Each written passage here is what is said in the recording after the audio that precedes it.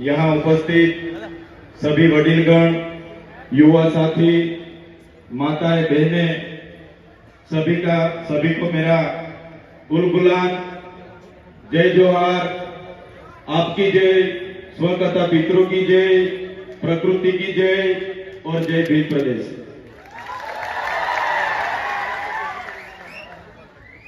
साथियों, माना जाता है कि करीबन 60 लाख साल पहले मानव सभ्यता का अस्तित्व इस पृथ्वी पर हुआ। 50,000 साल पहले मानव का शारीरिक और मानसिक तौर पे विकास हुआ। करीबन 10,000 वर्ष पहले इस पृथ्वी पर कृषि का शुरुआत हुई। जब से कृषि की शुरुआत हुई, तब से नई नई राजनीतिक गतिविधियां की भी शुरुआत हुई। आदिवासी समाज की जीवन खूब सरल और संवेदनशील था। साथ ही प्राकृतिक पूजक और प्राकृतिक मूल्यों पे चलने वाला था। सहकारिता पर टिका हुआ था। खुद आदिवासी समाज स्वायत्तता, स्वतंत्रता और स्वावलंबन था। जैसे जैसे समय बढ़ता गया, जैसे बाहर के लोगों ने यहाँ आना शुरू कर दिया, जैसे बाहर से आर्य आए, शक आए, होड़ आए, और यहाँ जो आदिवासी बसा हुआ था, मूल मालिक था, यहाँ की संपत्ति पर कब्जा जमाने के हेतु उन्होंने यहाँ जो सरदार थे, हमारे छोटे मोटे कस्बे कबीला के सरदार थे, राजा थे, रजवाड़े थे, उन आदिवासी राजाओं के साथ संघर्ष हुआ। संघर्ष में कई सारे हमारे कस्बा कबीले के सरदार, कई सारे राजा उस संघर्ष के दौरान हार गए। कहीं न कहीं बाहर के लोगों ने यहाँ पे आधिपत्य जमाया। बाद में धीरे धीरे चलते हुए हम देखेंगे तो उन लोगों के साथ ही साथ विदेशी फ्रेंच आए, पोर्टुगीज आए, स्पेनिश आए, अंग्रेजों आए, मुगल आए, कई सारे लोगों ने इस देश में आकर यहाँ की संपत्ति को, यहाँ की खनिज संपदा पर अपना अपना कब्जा जमाया। ऐसे ही चलता रहा। जो आदिवासी अपने प्रकृति पूजा, स्वावलंबन, स्वतंत्र, स्वायत्त, खुद की कमी, खूब कम चीजों पर अपना जीवन जी रहा था, उस आदिवासी को कहीं न कहीं इस संघर्ष में उतरना पड़ा और कहीं न कहीं अपनी प्रकृति से, अपनी संस्कृति से, अपनी समाज से उसको बिछड़ना पड़ा। साथियों, हम सब जानते हैं कि जब यहाँ पे पूरे विश्व पे अंग्रेजों का शासन था, 50% अंग्रेजों का पूरे विश्व पे शासन था, तब मेवाड़ में राणा पूंजा भील, राजस्थान के हल्दी घाटी में हल्दी बाई, वैसे ही मध्य प्रदेश में चितू, मध्य प्रदेश में टट्य भील जैसे अनेक लोगों ने अंग्रेजों के खिलाफ बंड पोकारा था। जैसे महाराष्ट्र की बात करें, खाज्या नायक, उमिया नायक, यहाँ के जितने भी उस समय के क्रांतिवीर थे, अंग्रेजों के खिलाफ अपनी अपनी लड़ाई लड़ रहे थे। हमारे गुजरात की बात करें, कोटला मेहता, केसरी सिंह जैसे लोग वहां भी क्रांति कर रहे थे। ऐसे ही सभी लोगों ने क्रांति की, अपनी अपनी जगह पे जितना हो सके उतनी क्रांति की। जैसे कि मानगढ़ धाम की बात आती है, गुरु गोविंद जी की आगुवाई में वहां सम सभा मिली और 1913 में हत्याकांड हुआ। 1500 भी ज्यादा लोग कि यहाँ वहां शहीद हो गए। इतनी सारी देश की आजादी में हमारे लोगों का योगदान रहा। देश आजाद हुआ 1947 में। देश आजाद होने के बाद तब तो माना जाता था कि देश आजाद हो गया, लेकिन जो लोकतांत्रिक सरकारें इस देश पे शासन पे आई तो अंग्रेजों की जो भी कानून व्यवस्था थी वही कानून नीतियां चलती रही। तो साथियों, देश तो पूरा आजाद हो गया, लेकिन फिर भी आदिवासी समाज आज भी अब खुद गुलामी महसूस कर रहा है। आप और हम सब जानते हैं, कई सारी पार्टियां बनी, कई सारे धर्म संप्रदाय आए, कई सारे संगठन बने, लेकिन अपनी अपनी संख्या बढ़ाने के अलावा किसी ने भी कुछ नहीं किया। सबसे बदतर परिस्थिति इस देश में कोई किसी की होगी तो हमारे आदिवासी समाज, जो मूल निवासी समाज बोला जाता है, मूल मालिक समाज बोला जाता है, इस समाज की इस देश में हुई है। साथियों, जब इस देश में विकास की बात आई, जब इस देश में बड़े बड़े बांध बनने लगे, खोदान होने लगे, बड़े बड़े कारखाने बनने लगे, रोड बनने लगे, नहरें बनने लगी, रेलवे बनने लगा, सरकारी आवास बनने लगे, तो सबसे ज्यादा किसी को विस्थापित किया होगा तो भारत देश में आदिवासियों को विस्थापित किया है। आज भारत देश का 1,40,00,000 लोग आज विस्थापित हुए हैं। खुद प्रकृति के साथ जीते थे, अपनी संस्कृति थी, अपनी समाज के साथ रहते थे, फिर भी आज 1,40,00,000 लोग अपने समाज से छिन्न भिन्न हो गए। आज मूल मालिक की परिस्थिति कैसी हो गई है? आज मूल मालिक को मजदूर बना दिया गया है।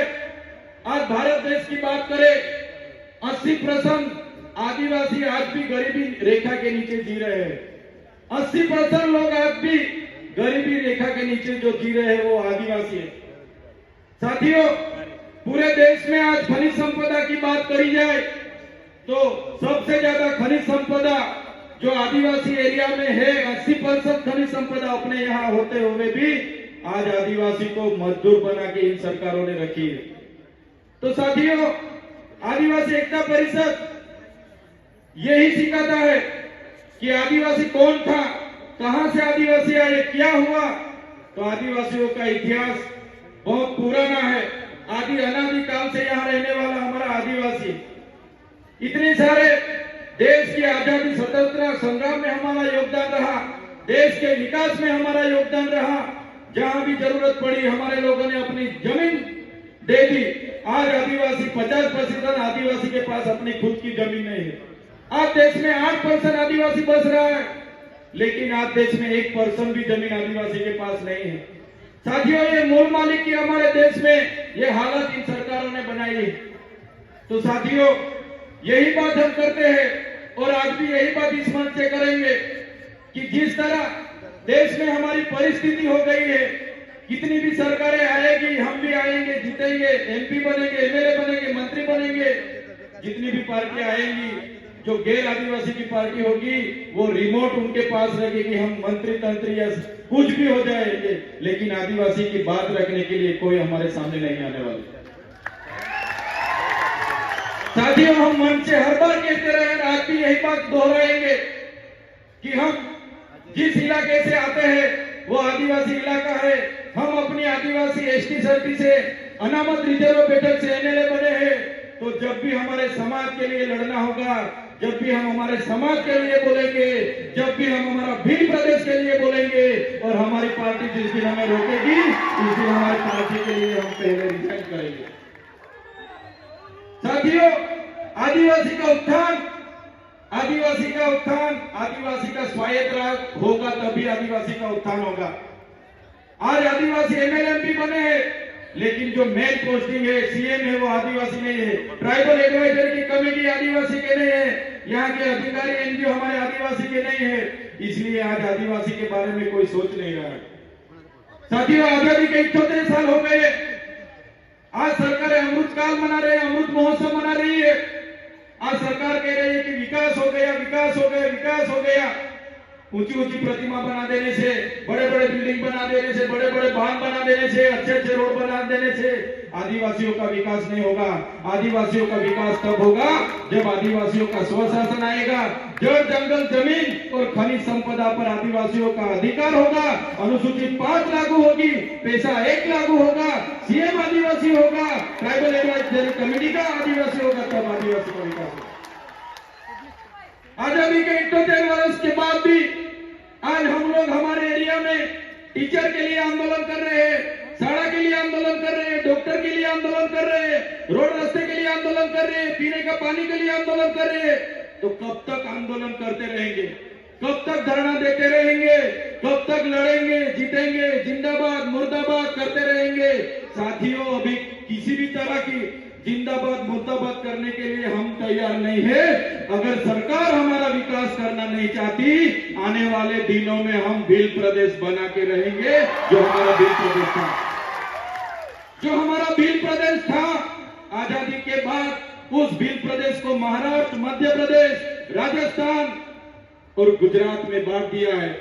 आज भी हम लोग बॉर्डर लेस होके हमारा रोटी बेटी का व्यवहार आज भी चल रहा है। हमारी पूजा विधि, जन्म विधि, मरण विधि आज भी सेम है।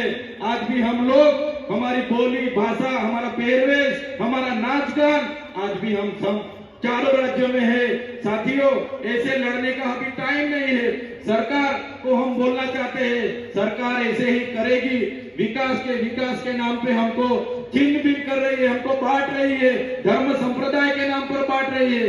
तो साथियों, ज्यादा टाइम नहीं लूंगा मैं, लेकिन जरूर इतना बोलूंगा सरकार को कि जिस तरह तेलुगु लोगों को तेलंगाना मिला, तमिल लोगों को तमिलनाडु मिला, मराठाओं को महाराष्ट्र मिला, गुजरातियों को गुजरात मिला, पंजाबियों को पंजाब मिला, नागा लोगों को नागालैंड मिला, झारखंडियों को झारखंड मिला, इसी तरह आने वाले दिनों में हमारे आदिवासियों को भील प्रदेश चाहिए। देश का 29वां राज्य हमको भील प्रदेश चाहिए। भील प्रदेश हम बना के रहेंगे, ये हमारा अधिकार है। संविधान ने हमको अधिकार दिया है। भाषा की तौर पे, जाति की तौर पे हमको भील प्रदेश मिलना चाहिए। मेरे तमाम वडील बुजुर्ग, मेरे युवा साथी, मेरी माता बहनों को भी अपील करता हूं इस मंच से, आने वाले दिनों में जो आदिवासियों का विकास करना होगा तो स्वतंत्र राज चाहिए, और स्वतंत्र राज यही होगा, भील प्रदेश बनेगा तभी हमारा राज आएगा। धन्यवाद। जय जोहार, जय आदिवासी, जय भील प्रदेश।